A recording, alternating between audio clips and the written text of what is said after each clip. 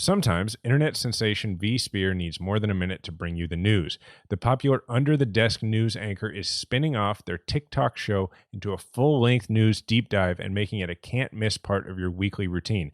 I've been on this show. It's actually where I met V, and then we had V on last week's show, and they did a fantastic job. Every Tuesday, V highlights the fascinating details of timely stories we often overlook in the chaotic news cycle. Then on Fridays, V takes a longer plunge into less reported issues that have nonetheless impacted society. Part explainer, part thought starter show with a heavy dose of quirky personality and witty charm, V's goal is to make you the most well-informed and V-interesting person in any crowd. V Interesting from Limonada Media is out now wherever you get your podcasts. I'm Jason Kander. And I'm Ravi Gupta. And this is Majority 54, the podcast for meaningful conversations that change minds, change votes, and win elections. Later in this episode, we will have Lauren Baer from Arena joining us. But right now, we have our friend Al Franken. You already know Al, but I'll tell you, Al is a former U.S. Senator from Minnesota, one of the original writers on SNL, my good friend, the host of the aptly named Al Franken podcast, and all around pretty funny and smart. Al, thanks for being here. My pleasure. All right. Ravi, what are we talking about? Well, Al, we originally booked you for today because we thought it was going to be a pretty rough day, and so we wanted you to cheer up our audience. But let's celebrate a little bit. We heard a lot about a red wave. Al, what's your assessment here? Red wave? Red trickle? Mist? What the hell happened, Al? How did we survive? You know, it's funny. So yesterday, CNN asked me to be on during a dead area from noon to 4. So you had to do the thing where you sit in the chair from noon to 4? And no, I didn't have to sit in the chair. They just brought me in every once in a while with Asa Hutchinson from the governor of Arkansas. And so I think we did 3 or 4 segments. And so Aaron Burnett was interviewing us, and Asa is a Republican. And they were basically going, well, I guess it's going to be a red wave. And I'm on from noon to 4 on election day. And all I want is for Democrats who are watching to make sure they vote. And I'm going you know what? We don't know it's going to be we don't know because polling's terrible. And look at these Senate races. They're all incredibly tight.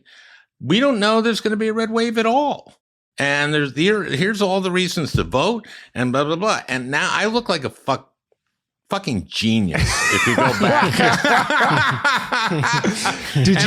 I didn't necessarily even believe what I was saying. What I was going to ask. But I thought strategically that was the thing. I mean, why say anything else, right? Yeah. And also, it had the virtue of, I was saying polling is crappy. We know that it's just not accurate. Anymore. And it was inaccurate in the wrong way in 16. It was inaccurate in the wrong way kind of in 20. It was kind of accurate in 18. We just don't know. And so, yeah, they're never going to replay that, and hardly anyone saw it. But nevertheless, well, no, some people were like, well, maybe I should go vote, and that's good. And any election where 8 votes meant the difference. Yeah. Yeah. Well, you've won by 12, right? 312. 312. Sorry. I docked you 300 votes. But all right, let me ask this about that. Why did this happen? Why are we still breathing here? What do you think? Because I'll tell you, I was just kind of preparing myself to watch a movie I enjoyed last night or something. And turned out it wasn't as horrific as I thought. Well, let me add one thing, because we're 3 dudes. Because I saw Jane Mayer tweet right before this that she's sick of guys going on TV and skipping over the Dobbs and abortion part of this. So I think we should probably start there and say that obviously made a humongous difference here. A lot of the exit polling showed this was the number 1 issue in the exit poll I saw from Pennsylvania. So, Al, what's your sense of how much that resonated? Because I think there was this conventional wisdom that sentiment faded from the summer. Well, now I'm going to go back and tell you another time I sounded brilliant. And that was about a week ago. I did my first live in front of an audience podcast, and I did it with David Axelrod. and with Cecile Richards. And again, I was in front of an audience, and it's before the election, so I'm going like, I'm going to say we don't know, and I'm going to say, and I'm with Cecile, which is there was a really great moment in it with Axelrod says to her something like, "Well, most people know you as," and then he didn't know what to say, and she said, "The abortion lady," and he was going like, "Isn't it?" During the summer, Dobbs made this difference, and there was this thing, but then did everyone put too much stake in that? And she returned by saying it's an incredibly important issue and important, and obviously to me, but women think about more things than that. And of course, abortion is an economic issue. And so it resonates more than just, I mean, it is an economic issue. And so basically, she and I were saying, this is actually having an effect. But Axelrod was saying, no, you guys are overdoing this. And we're going, are we? I don't. So I look brilliant there, too. So everyone's got to go back and look to see how brilliant genius. Because now I'm going to be stupid today. I think that it felt like the momentum slowed, or at least the outrage cooled out of Dobbs. But you know what? Maybe it felt like that to people who were digesting it through a political lens. Like, I'm a dude. I was digesting it through a political lens. That's something that we Democrats should be caring about. And what we should be talking about is early childhood education. That's the kind of shit we should be talking about. And like when we were talking about economics, and first of all, look what we did. We passed the Inflation Reduction Act. We did this stuff, and Biden, as a midterm president, is like exceeding everybody else in terms of how he did. So this is really amazing. Now we don't know. Again, we don't know how Nevada's turning out. We don't know necessarily how Arizona's turning out. We don't know how Georgia's going to turn out. So I don't want to be, dancing holly-golly on the Republicans. Grace just let us know here that Warnock and Walker, we just learned, are officially heading to a runoff. Oh, wow. There we go. And speaking of which, can I say something about that? Unite Here. You know what Unite Here is? Yeah. Unite Here are the hospitality workers. And the hospitality workers this cycle were in Nevada and Arizona and Pennsylvania, big time Pennsylvania. So thank for them. They're the hospitality workers. When I say they were door knocking.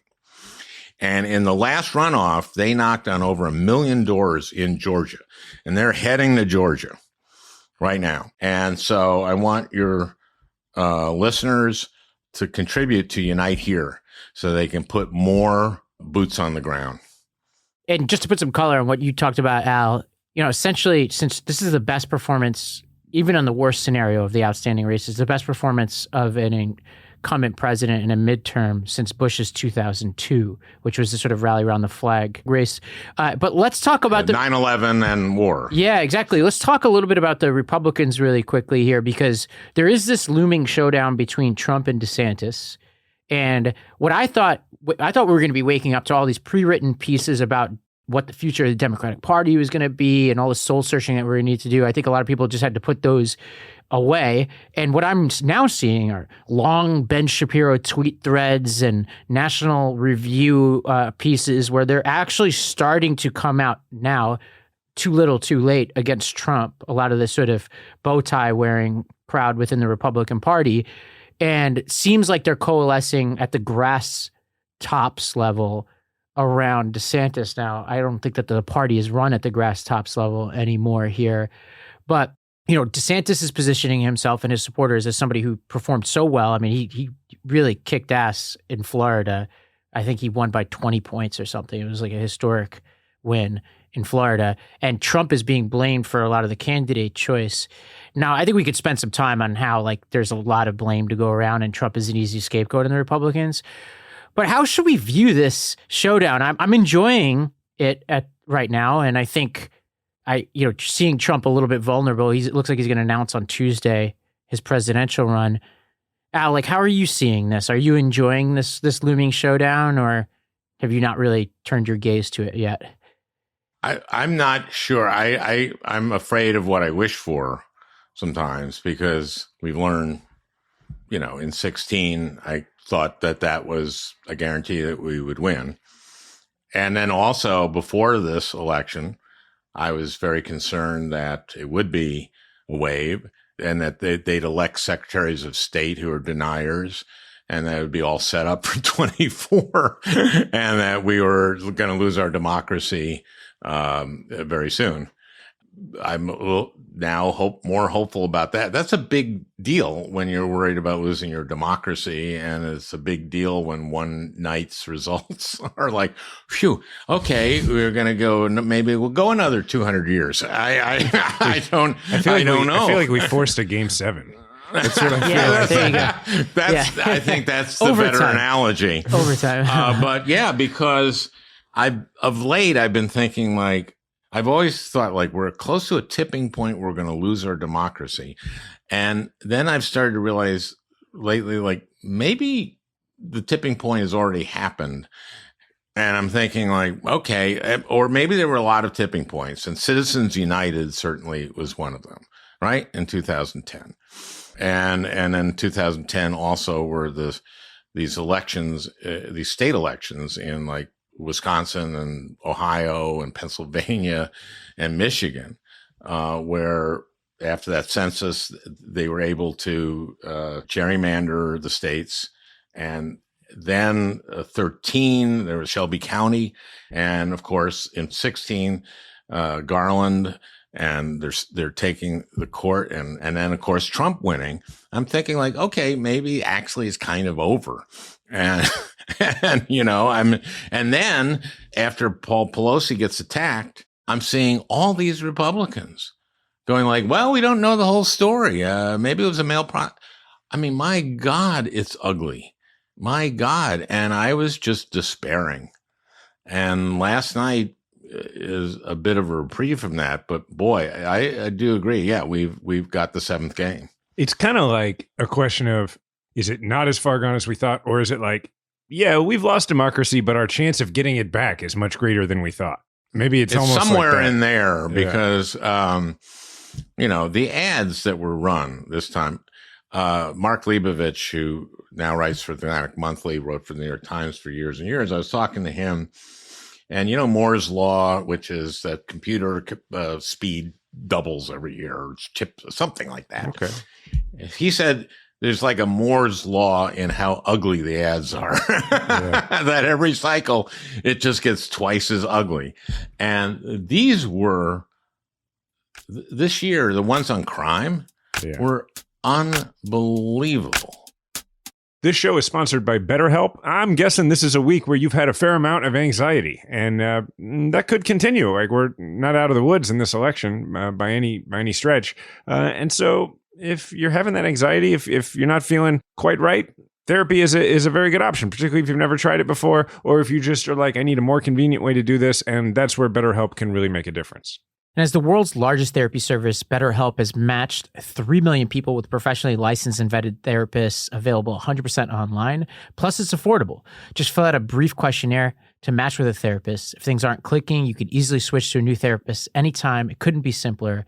No waiting rooms, no traffic, no endless searching for the right therapist. Learn more and save 10% off your first month at betterhelp.com/M54. That's BetterHelp, HELP.com/M54. Sticking with the theme of you might have reason to get a little bit of support in staying calm, we'd like to tell you about Calm. We're partnering with Calm, the #1 mental wellness app, to give you the tools that improve the way you feel. You can reduce stress and anxiety through guided meditations, improve your focus with curated music tracks, and rest and recharge with Calm's imaginative sleep stories, which are incredible. And they have some really cool special guests who walk you through those stories. And those are for children and adults.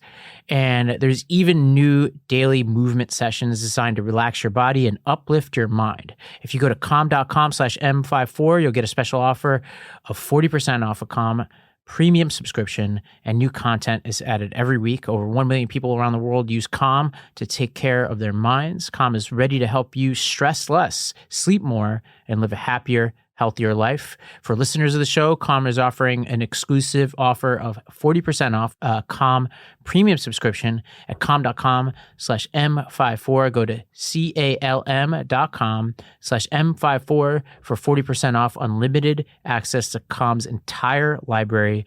That's calm.com/M54.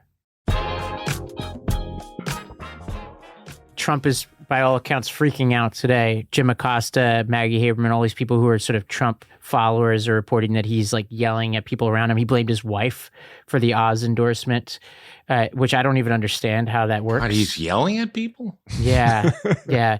So I want to look out for audience here. I feel like that they want a little of that today. They want to see. That must be rough to be around him. Yeah. So I think that this is personally, like, I agree on all this, the democracy being in peril and all that, but I do want to take a brief reprieve from all of that to say our enemies are a bit frazzled today. They're turning on each other. We know, like, we've all been through this game before where they're on their heels and they're incredibly capable villains and they'll be right back on their feet causing hell in no time. But I have to say, just to take a pause, I'm really enjoying the infighting going on the Republican side, especially given that I was expecting it on our side. How did he end up yelling at his wife? Like, did they end up in the cafeteria at the same time? Like, I don't even. I'll read it to you. This is Maggie Haberman. There was this different thing about the yelling. This is Jim Acosta. Trump is livid, screaming at everyone after last night's disappointing midterm results. And according to an advisor, the advisor went on to slam the former president's handpicked contenders. They're all bad candidates, he said. Now, Maggie Haberman said, Trump is indeed furious this morning, particularly about Oz, and is blaming everyone who advised him to back Oz, including his wife, describing it as not her best decision. I mean, what a guy this guy is. That's not yelling at his wife. Yeah, I mean, I'm just thrilled to hear, for their benefit, I'm thrilled to hear they still talk. I didn't know I guess that. he was yelling at the advisors, not at the wife. Good Jason, I don't know about your podcast, but in my podcast, we report oh God, scrupulously. This is my nightmare. We hold ourselves to a very high bar. Yeah. And to suggest that this man, Donald Trump, was yelling at his wife, I mean, that's not how we play. Yeah. My favorite way that Al's ever sold his podcast was, it's like the Daily without the resources of the New York Times. Yeah. Well, I do think it's important to talk about one important caveat to everything, which is Florida. DeSantis looks like he's set to win by about 20 points. This is beyond the performance both he and any other Republican has had in recent memory. It looks like he carried Miami-Dade County. Any sense of what the issue is here? Because both Rubio also did extremely well, and we also lost congressional races, which we could chalk up to some redistricting. But do we have any theories here about what's going on? Can I run my theory from last night by Al here, which is go for it. Which is a very simple and probably not a very good theory, which is that, Florida used to be this very swingy state when old people were more reliably Democratic because they were like voting for things like Social Security and Medicare and that kind of thing. And now it seems like old people are more reliably grouchy and nostalgic for how things used to be. And I don't know, that feels like it explains Florida to me. But old people were also then more reliably Jewish. In Florida or just in general? In Florida. Oh, okay. Yeah, well, see, that's a good point. I hadn't thought of that. Yeah. Remember Scott Walker? Remember how big a deal he was after Wisconsin? Maybe DeSantis is the new Scott Walker. We don't know. He had a good night. I mean, obviously. And Trump had a bad night, but I just am worried about drawing too much from this. The other thing about that is that whether you end up with Trump as the leader of the Republican Party or not, you're going to have Trump as the loudest person in the Republican Party. They're going to, as long as he's around, they're going to consistently have to comment on what he says. When he's not around, they're going to have to consistently comment on what his idiot son says. And on top of that, like, in order to beat him, they have to out-Trump him, right? So you kind of end up with the same nasty thing that can turn off a lot of voters regardless, because they have to become him in order to defeat him, don't they? And what's really weird is, let's say he doesn't, like he tries to get the nomination and doesn't. He'll just wreck everything. Do you think he'll support the Republican nominee? No. I mean, he'll like switch parties. Also, think about this, he's going to get indicted. I think. Well, I do think that there's this world where Trump gets indicted and DeSantis is going to do this thing where he's going to castigate the liberals for indicting him and secretly cheer it on, obviously. Like, he will be the greatest beneficiary. Being indicted may help him more than anything. Right. Well, it's probably why he's got to announce for president so soon, right? It's because he doesn't want to announce for president after he's indicted, because people will be like, he's just trying to get executive privilege again. So he's got to be like, no, I've been running, for a long time. There is a debate, though. They are, these various sort of Trump whisper reporters are reporting that there's a big debate about whether he should go ahead with his announcement on Tuesday. I think everything we know about Trump is that he is a stubborn guy who's just not really going to take the feedback, and he's going to move forward, is my guess, but who knows? If I'm Trump, I announce as soon as possible, because if I don't, then I don't get to say when I get indicted, look, they're trying to stop me, right? Like, I've got to be running for president when I get indicted so that I can claim that it's, more fully claim it's a political indictment. Yeah, I think that's good thinking. I think that's smart politics in 2022. Announce before you're indicted. Yeah. That's almost a political rule. Yeah. That's the title of my next book. Announce before you're indicted. And other rules for modern American politics. I want to ask you about the House. It looks like the best case scenario for Republicans is a narrower majority in the House than they were expecting. It could be 6 to 7 seats. A lot of people like Tim Alberta are reporting that this really could mean McCarthy is in trouble, and he's going to have to wrangle a majority that has a lot of infighting and a lot of weirdos like Marjorie Taylor Greene. You spent some time there. Like, how does this even work? Like, how is this vote going to go down? It probably looks like they're going to have a smaller, exactly what you said, a smaller than they thought majority. And I've heard it said that puts McCarthy in a tougher position than if he had a larger one, because the MAGA people will have the power to screw him over. So it could be really ugly. And, they'll do hearings. They'll do hearings on Hunter Biden, and then they'll probably do hearings on Joe Biden. They'll come up with something, right? The one thing I'm most worried about is the debt limit. And they have threatened basically to hold the debt limit hostage to make cuts in Medicare and Social Security. They haven't said they're definitely going to do that, but they've talked a lot about it. And Scalise's talked about it, and McCarthy has talked about it. And Rick Scott ran saying that we should bring up Social Security, Medicare every 5 years for renewal. That was a genius move, by the way. Yes, and Ron Johnson was basically saying do it every year, but the debt ceiling is because I lived through that. We did this in 2011, and that puts the entire world economy in jeopardy, because the dollar is the world's currency, and if you don't raise the debt limit, we will default.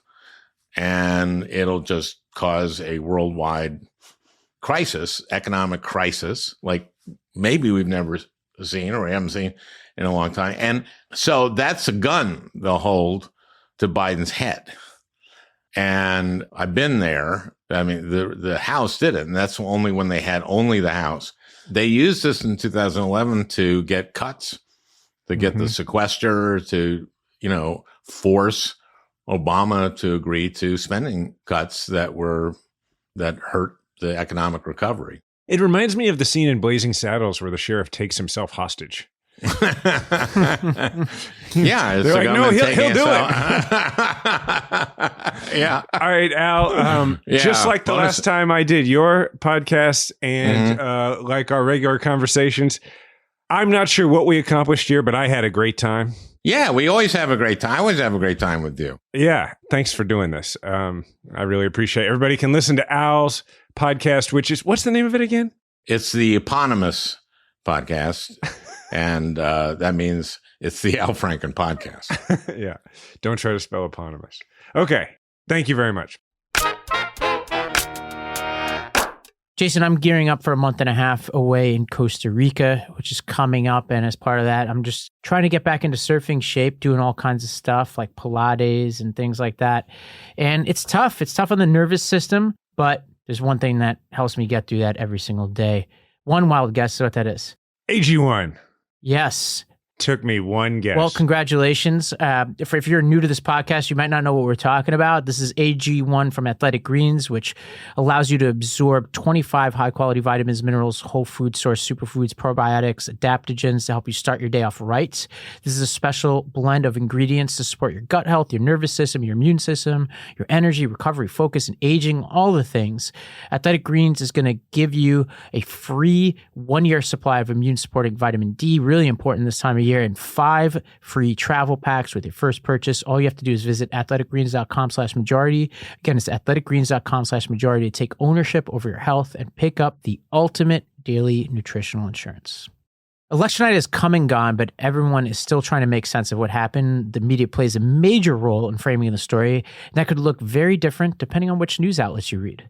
That's why we love our partner Ground News so much. This app and website shows you which media outlets are reporting on a story and lets you swipe between headlines to see what's being emphasized, exaggerated, or left out. So this story is a perfect example. From one perspective, we have CNN telling us voting rights advocates report mostly smooth election day voting across the U.S. Meanwhile, the Washington Times is telling us that a vote counting problem hit machines in Arizona's Maricopa County and officials were scrambling to fix it. Interestingly, those two things, not necessarily mutually exclusive, but it's a question of what you emphasize, which is what Ground News points out. Yeah, and with Ground News, you can compare articles from more than 30 different sources reporting on this very issue to figure out what is going on. It helps you stay up to date in the latest news and recognize not just where we're divided, but where we might be able to find some common ground. Go to ground.news/M54 or click the link in the show notes to get 15% off any subscription for as little as $1 a month. That's ground.news/M54.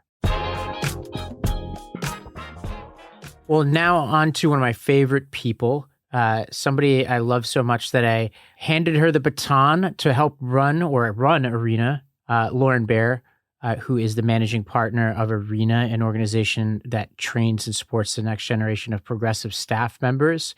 Lauren and I go back to law school. She was also a candidate for Congress in Florida in 2018 and worked in the national security diplomacy world in the Obama administration. She's a star, and she had a lot to do with some key results from last night. Lauren, welcome to the podcast. Thanks for having me, guys. Thanks for that glowing introduction, Ravi. Well, Lauren, give us a little bit of the highlights of both the work that you've been doing at Arena and just some of these amazing state legislative results that we've seen in places like Michigan, North Carolina, et cetera, where we played some defense and also had some critical offense. Yeah, I mean, so first of all, waking up this morning, my first thought was, this is a good day for Democrats, big D Democrats and small D Democrats as well, because I think when you look at what happened both at the federal and the state ledge level last night, it looks like fundamental freedoms and protecting them actually matters to people, that protecting democracy matters, and that people are willing to fight for it. And, as always, most of the talk has been federal races top of the ticket, but at Arena, our focus has been at the state ledge level, in an area where Republicans have been playing offense for 40-something years, and Dems are finally waking up to the fact that these chambers are just fundamentally critical to protecting our rights and freedoms, everything from abortion rights, voting rights, climate change, gun violence prevention.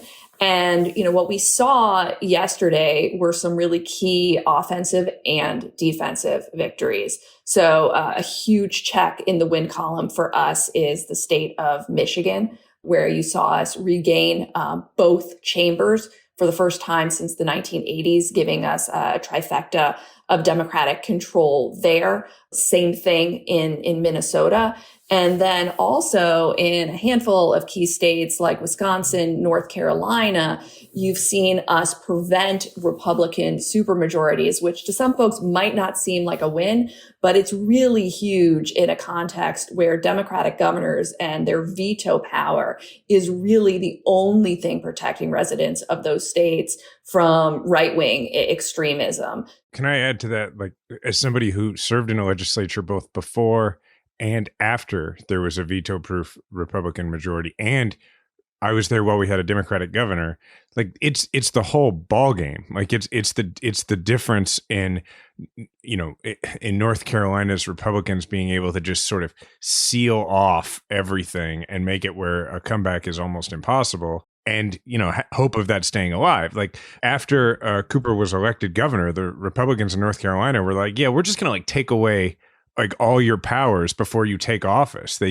So this would be like if they had the ability to do that all the time. So I agree. It's a huge deal that won't get much play.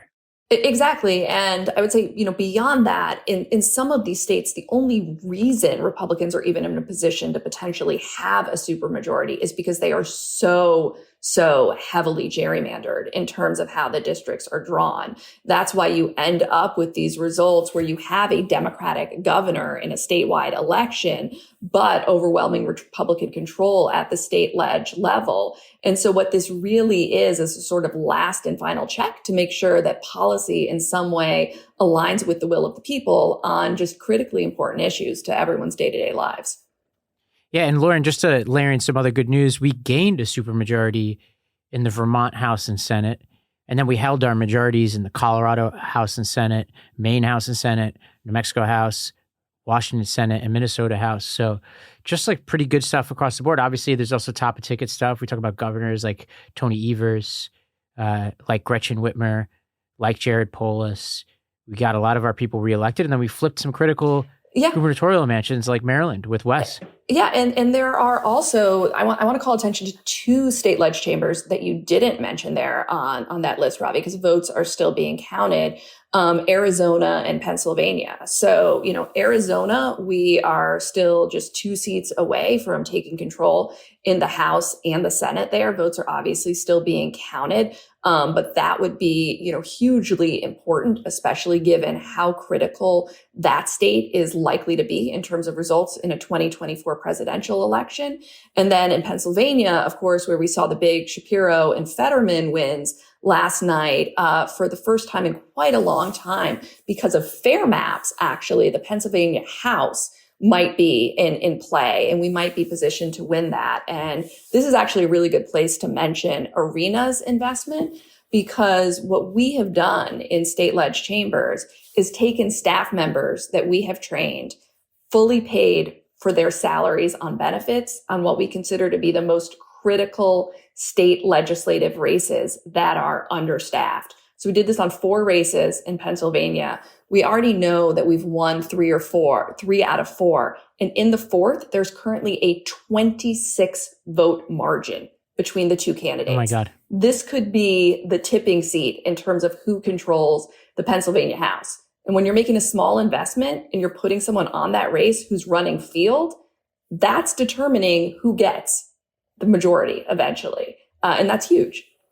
For people who don't know, it's not easy to get really skilled and experienced people in state legislative races because they tend to want to go to maybe lower ranking jobs that look better on a resume because they're congressional races and that kind of thing. So it is a huge difference.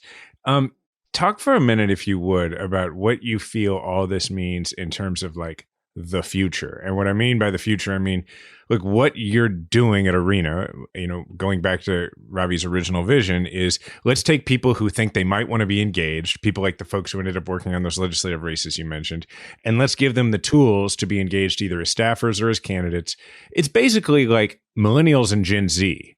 So my question is, what are you seeing out there that would give you an indication of what the next few years can look like?